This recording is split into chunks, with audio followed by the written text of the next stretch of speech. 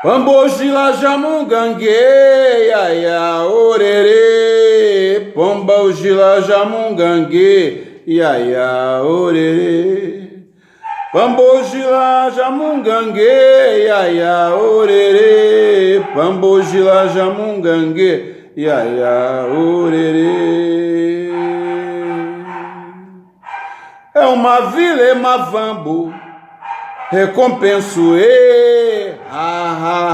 recompenso é uma vila mavambo, recompenso recompenso Exua Pavena, Exua Pavena, Exua Pavena, Exua Pavena, na sua aldeia ainda é. Exua Pavena, na sua aldeia ainda é. Exua Pavena, Exu ainda é, Exu ainda é, Exu ainda é, Exu ainda é, na sua aldeia ainda é. Exua Pavena, na sua aldeia ainda é. Exua Pavena, Exu ainda é, Exu ainda é, Exu ainda é, Exu ainda é, na sua aldeia ainda é. Exua Pavena, na sua aldeia ainda é. Exua Pavena. Covalarô Exu, Exu é Mojubá. Minha homenagem ao povo de Angola. Exu Senhor, Laroie, companheiro, soldado, guerreiro, guardião de templos, de tesouros e do portal da sabedoria.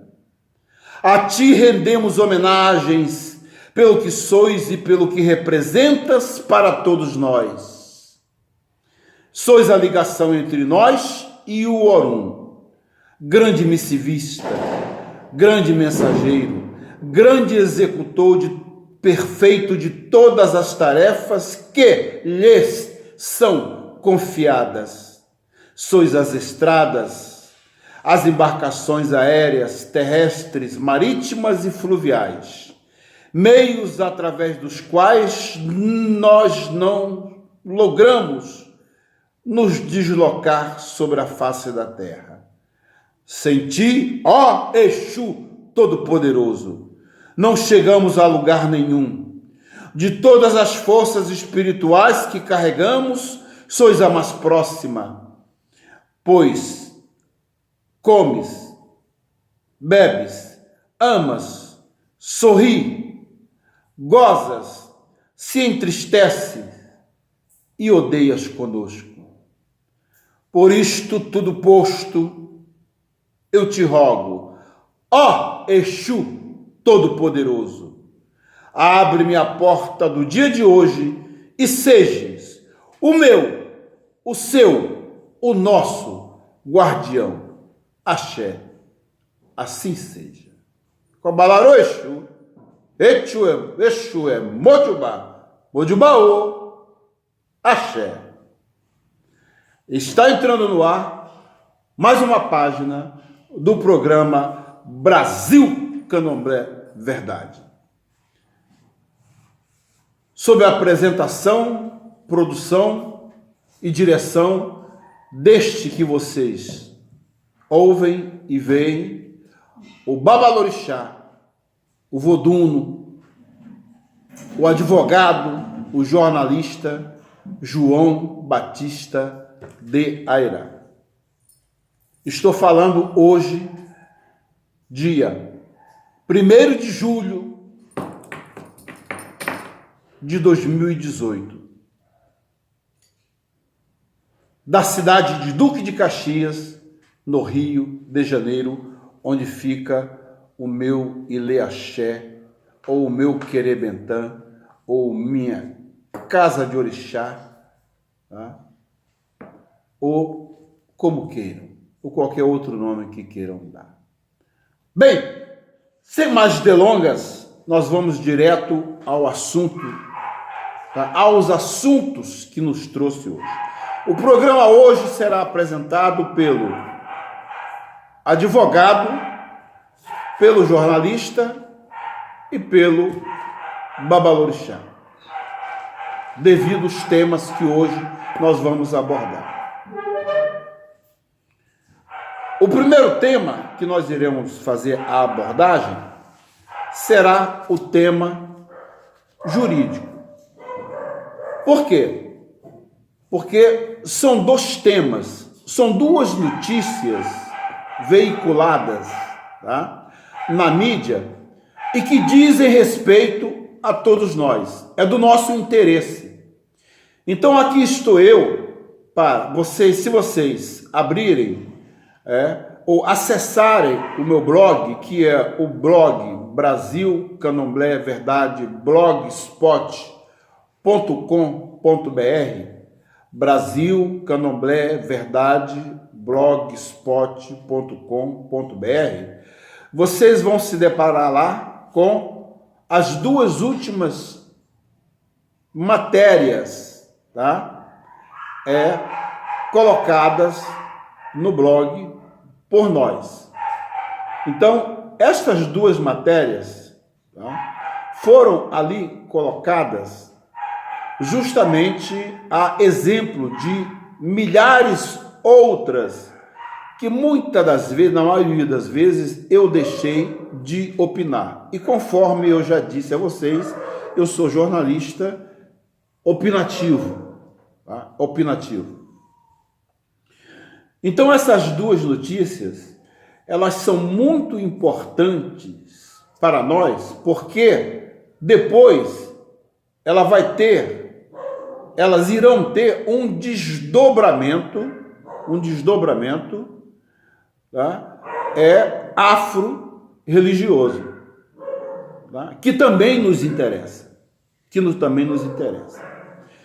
Mas vamos lá, a primeira notícia. Notícia publicada no dia 17 próximo agora, de junho de 2018. Tá?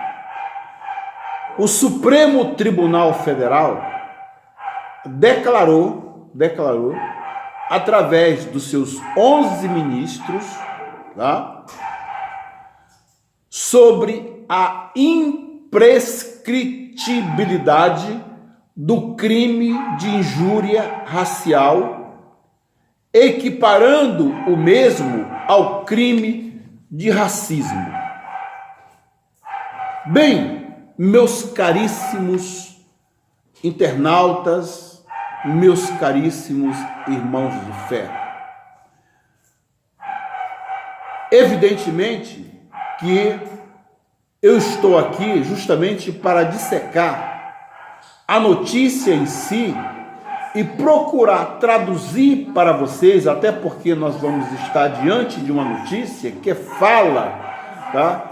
Onde nós vamos encontrar palavras que não é lugar comum encontrá-las, tá, no nosso dia a dia, a menos que as pessoas sejam operadores do direito, ou seja, que sejam advogados, juízes, promotores ou que trabalhem em cartórios judiciais, tá? Então, algumas palavras, muitas dessas palavras, eu irei, tá, traduzir em miúdos para que vocês possam entender. Então, o Supremo Tribunal Federal, que é a nossa Corte Máxima, que é o zelador da nossa Constituição Federal de 1988,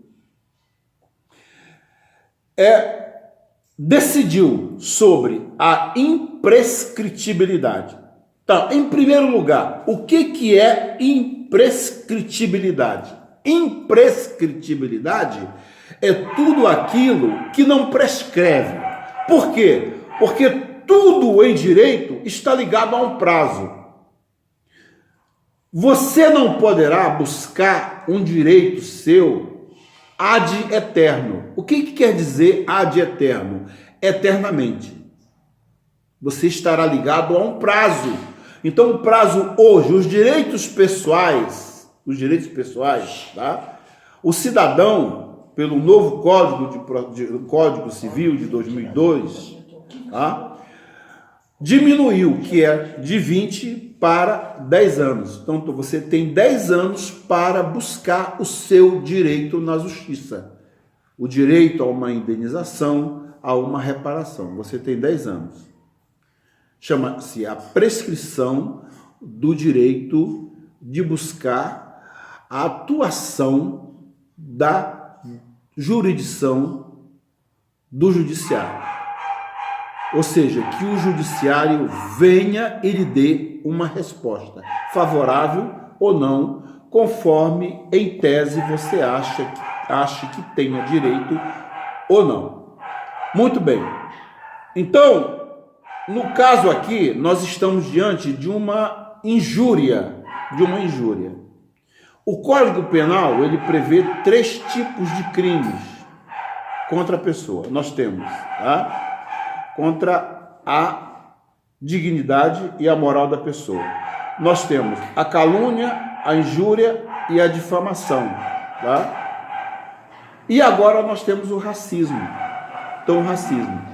Então, o Supremo Tribunal, ele resolveu decidir uma questão que já vem sendo discutida há muito tempo sobre a prescrição do crime de injúria, tá? Determinou que o crime de injúria que estava no código, que continua no código, mas agora no próximo código ele já vai vir com essa nova modificação que se torna imprescritível. Por quê? Porque ele foi equiparado, segundo essa decisão do Supremo Tribunal Federal, ao crime de racismo. Então, vocês já ouviram falar que o crime de racismo é imprescritível, assim como o crime de tortura, tá? Então, o crime de injúria está equiparado ao crime de racismo e ao crime de tortura, tá? Não há prazo. O ofendido ou ofendidos poderão acionar os ofensores a qualquer tempo na justiça, buscando uma reparação cível e uma punição. Quando eu falo de punição, nós estamos falando do direito penal. Muito bem. O crime de injúria racial equiparado ao crime de racismo. Por quê? Porque nós temos nos deparado quase que diuturnamente, ou seja, diariamente, com pessoas que professam outros dogmas religiosos que não o nosso, e que não se contentam em professar os seus dogmas, tá? Limitando-se às suas rezas, às suas práticas, aos seus semideuses, enfim, não. Eles se preocupam, tá? De uma certa forma, principalmente com nós, afro-brasileiros, que trazemos no sangue, a herança do negro africano que construiu esse Brasil, que trazemos no sangue a herança do índio, do caboclo. Então, eu já disse em trabalhos anteriores que o Brasil, em termos de etnia, uma grande colcha de retalho. O Brasil é um Brasil mestiço, é um Brasil caboclo. Por quê? Porque 3 raças se entrelaçaram e formaram hoje o que é o Brasil, etnicamente falando. Mas isso tem gerado tem gerado muitos problemas. Por quê? Por causa da tentativa, da mania, todos nós sabemos que é coisa de louco, tá? E que não deixa de ser, de alguns segmentos, de quererem prevalecer sobre o nosso segmento afro-religioso, nos taxando de quê? De adoradores do demônio, seguidores do demônio e outras cositas mais, e outras coisas mais. Muito bem. Então, nesta toada, nesta esteira, neste diapasão, neste direcionamento, o Supremo Tribunal Federal resolveu. Por quê? Porque a pena da injúria racial era uma pena quase que simbólica, na qual o Ministério Público fazia uma oferta do chamado sursi, né? E havia um acordo, durante 2 anos, o ofensor, ele se comprometia a cumprir com determinadas regras determinadas pelo Código Penal e em não repetir aquela ofensa, em se apresentar mensalmente a um juiz determinado, né, para dar conta dos seus afazeres, do que ele estava fazendo da sua vida. Ou seja, não havia realidade uma punição. Agora, com essa modificação, com esse reconhecimento da imprescritibilidade da injúria racial, haverá uma punição. Por quê? Porque a injúria racial, ela foi equiparada ao crime de racismo. Ora, o crime de racismo, a pena é maior. A pena prevista para o crime de injúria, era menor. E conforme eu disse, havia a transação penal entre o Ministério Público e a defesa do acusado. Ou seja, ele saía dali, tá, livre da forma como ele entrou, apenas com uma obrigação de cumprir com determinadas regras de não repetir, que normalmente não são obedecidas. Então, diluído isto em miúdos, vamos continuar com a leitura da notícia. Muito bem.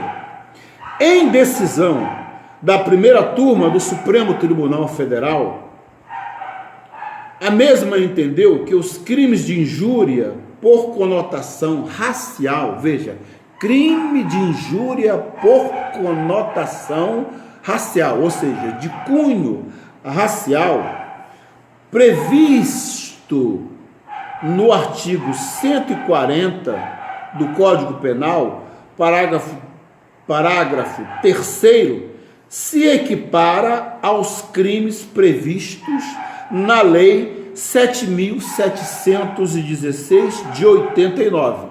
Ora, a Lei 7.716 de 89 é a lei, do racismo, tá?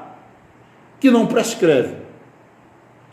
A partir desta decisão tomada pelo plenário do Supremo, a injúria torna-se imprescritível e ainda mais inafiançável. Então, o crime de racismo é imprescritível e inafiançável. Por quê? Porque um grande número de crimes são afiançáveis. O indivíduo, mesmo comprovada a sua culpabilidade, em tese, inicialmente, ele vai lá, paga uma fiança e volta e vai responder em liberdade. No caso do racismo e agora da injúria de conotação racial, ele passa, a injúria de conotação racial passa a ser, tá, imprescritível e inafiançável.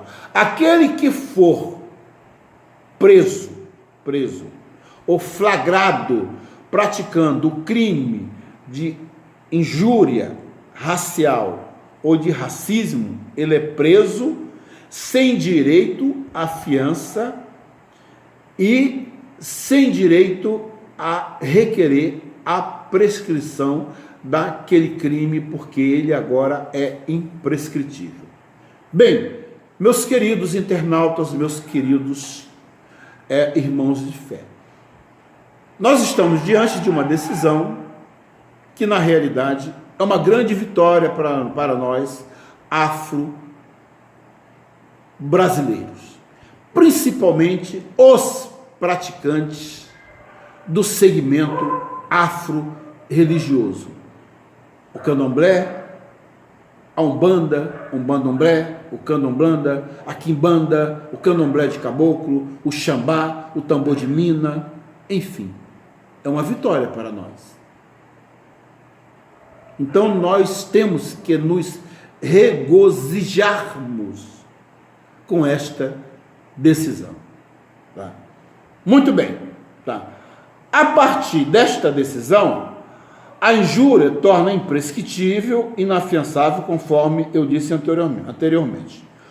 O caso analisado e julgado pelo Supremo Tribunal Federal baseou-se em ofensas proferidas por um jornalista largamente conhecido, tá, em todo o Brasil, que é o meu colega, porque eu sou jornalista, ele também é jornalista, que é o Paulo Henrique Amorim, que hoje é um dos principais jornalistas, apresentador do Domingo Legal, ou Domingo Especial, não me lembro, da TV Record, que seria o Fantástico da Rede Record aos domingos. Tá?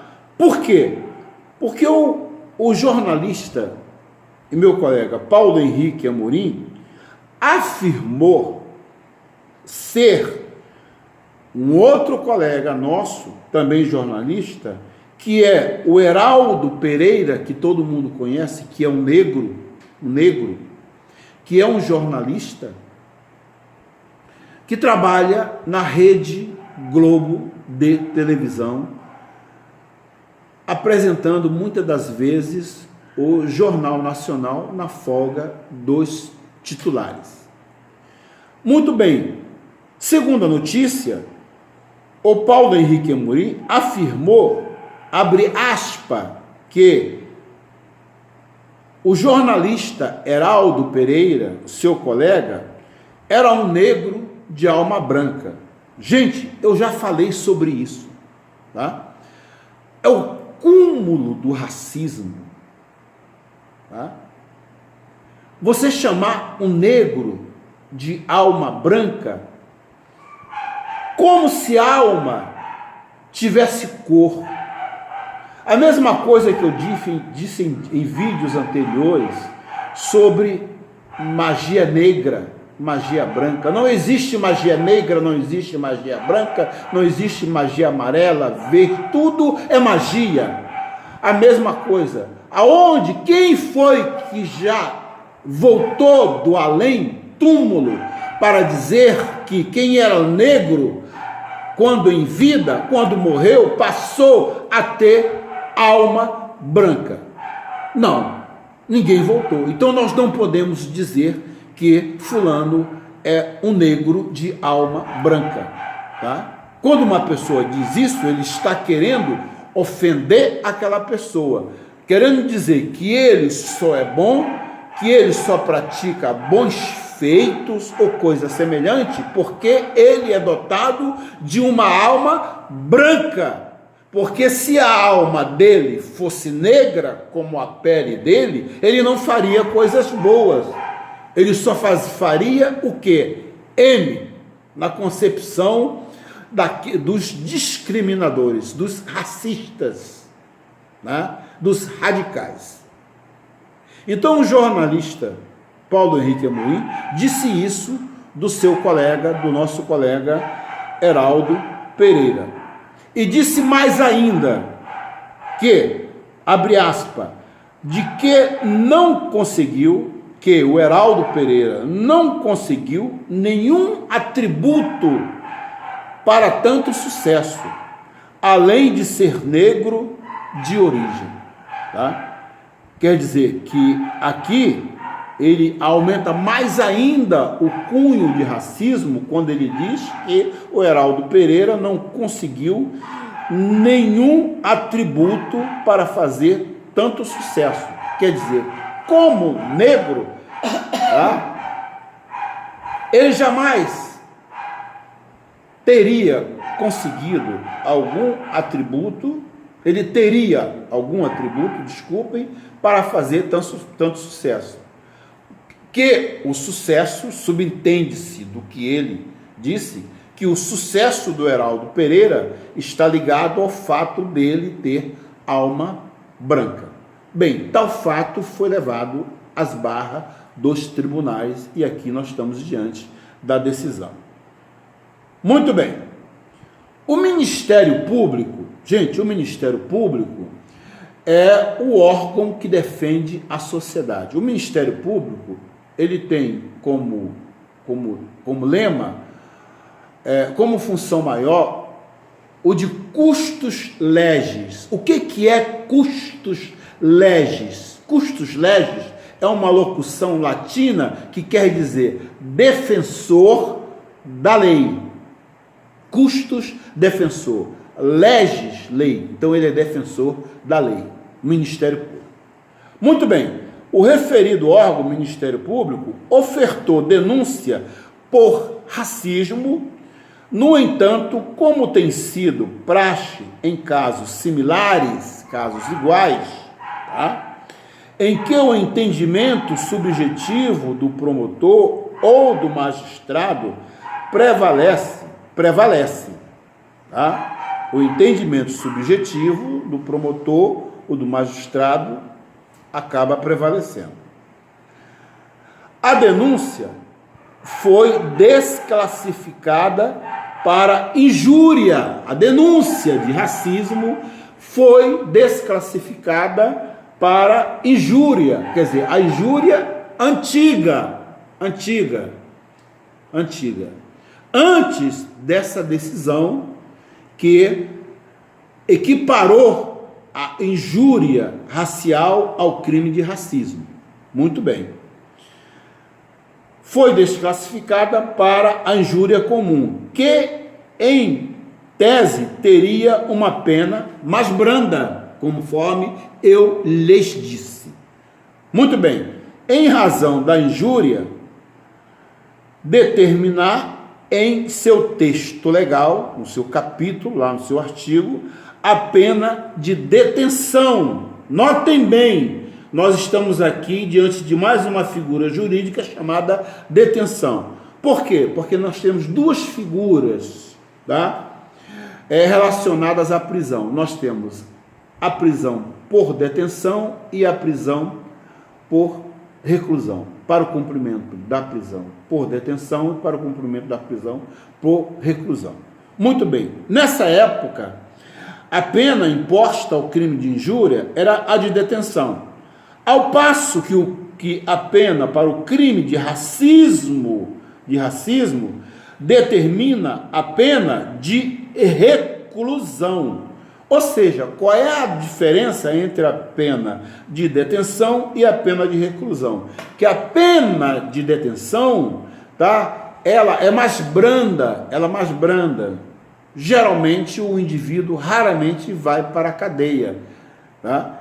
Ele já sai do tribunal já ciente de vai ter que cumprir aquela pena em regime semiaberto. E a pena de reclusão, ela prevê uma pena corporal, um regime fechado. Essa é a diferença. Vocês estão acompanhando o meu raciocínio? Tá? Muito bem. A primeira, a detenção, determina, conforme eu já disse, pode ser iniciada já no regime semiaberto ou aberto, conforme eu disse. E a segunda, que é a reclusão, determina um regime inicial prisional fechado. O indivíduo é trancafiado para cumprir a pena pelo crime cometido. Muito bem. O artigo 140, lá no seu caput quer dizer cabeça, lá na cabeça, tá? Traz como pena base, que é no artigo 140, que diz o seguinte: injuriar alguém, abre aspas, né? Ofendendo-lhe a dignidade ou o decoro, tá? Estará sujeito a uma pena de detenção, tá? De 1 a 6 meses. De 1 a 6 meses. 5 mais 6, mais 1, 6. De 1 mês a 6 meses de detenção. Ou multa, quer dizer que essa pena ainda pode ser convertida em multa. E o parágrafo 3º desse artigo traz a pena de reclusão de 1 a 3 anos e multa idêntica à pena do crime de racismo, previsto na Lei 7.716 de 89. Aqui. Aí aqui é quando ocorre a equiparação, tá, do crime de injúria racial com o crime de racismo. O que na prática efetivamente ocorria nos casos em que o crime praticado era o de injúria racial, era a desclassificação do crime de racismo para o crime de injúria. Por quê? Porque a lei permitia isso. O cara cometia um crime de racismo, como o Paulo Henrique Amorim cometeu contra o Heraldo Pereira, um crime de racismo, quando chamou de negro de alma branca. Ele cometeu o crime de racismo. Como a lei era favorável, geralmente se desclassificava o crime de racismo para o crime de injúria. E o que acontecia com o ofensor? Nada.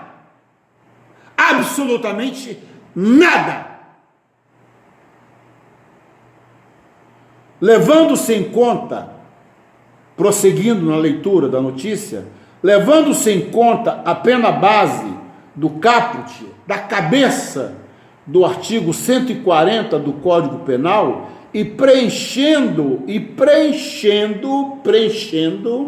ou seja, estando de acordo o acusado com os requisitos do artigo 89 da Lei 9.099 de 95, que são algumas exigências para que o acusado possa se beneficiar